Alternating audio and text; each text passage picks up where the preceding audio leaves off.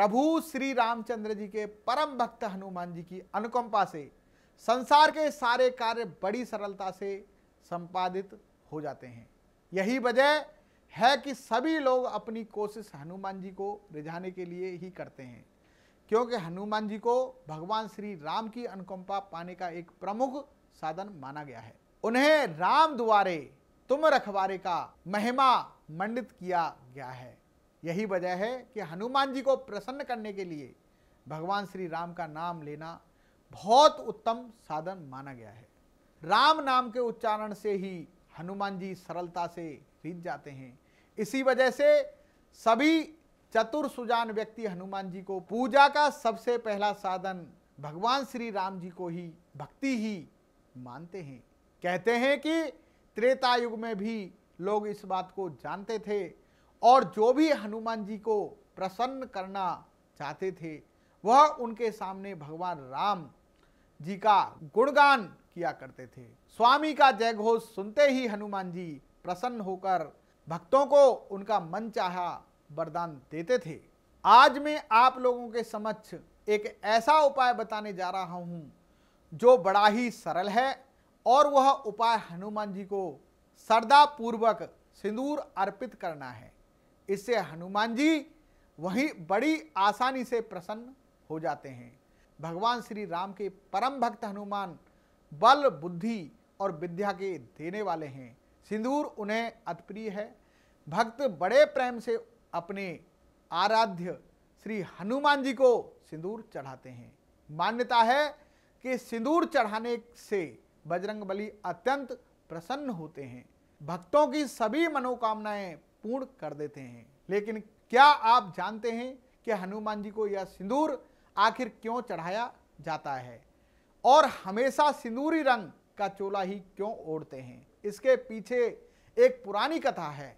यदि इसे आप जान लेंगे तो सिंदूर अर्पित करने के महत्व को आप बड़ी आसानी से हृदयगम कर पाएंगे। रामायण की एक कथा के अनुसार एक बार जब हनुमान जी को भूख लगी तो वे भोजन के लिए माता सीता के पास गए। हनुमान जी ने माता सीता को अपनी मांग में सिंदूर लगाते हुए देखा। यह देखकर उन्होंने आश्चर्यपूर्वक उनसे पूछ लिया कि आपने अपने मस्तक पर यह सिंदूर क्यों लगाया है? माता सीता ने हनुमान जी के प्रश्न का उत्तर देते हुए कहा कि सिंदूर लगाने से मेरे स्वामी की दीर्घ आयु होती है तथा वह कुशल मंगल रहते हैं। उन्होंने बताया कि ऐसा करने से उनके स्वामी उनसे प्रसन्न रहते हैं। चुटकी भर सिंदूर लगाने से प्रभु श्री रामचंद्र जी की दीर्घ आयु और प्रसन्नता की बात माता जानकी जी के मुख से सुनकर श्री हनुमान जी ने विचार किया कि जब थोड़ा सा सिंदूर लगाने से प्रभु दीर्घ आयु होंगे तो क्यों न मैं संपूर्ण शरीर में सिंदूर पोतकर प्रभु के अजर अमर कर दूं। और उन्होंने वैसा ही किया। राम जी ने जब हनुमान जी को इस रूप में देखा तो हैरान रह गए। राम जी ने हनुमान जी से पूरे शरीर में सिंदूर लेपन के करने का कारण पूछा तो हनुमान जी ने साफ साफ कह दिया, इससे आप अमर हो जाएंगे और मुझे भी माता सीता की तरह आपका स्नेह मिलेगा। हनुमान जी की इस बात को सुनकर राम जी भाव विभोर हो गए और हनुमान जी को गले से लगा लिया। उस समय से ही हनुमान जी को सिंदूर अति प्रिय है और सिंदूर अर्पित करने वाले पर हनुमान जी प्रसन्न रहते हैं, अपने भक्तों की सभी मनोकामनाएं पूर्ण कर देते हैं। अगर आध्यात्मिक दृष्टि की बात करें तो हर रंग में एक विशेष प्रकार की ऊर्जा होती है।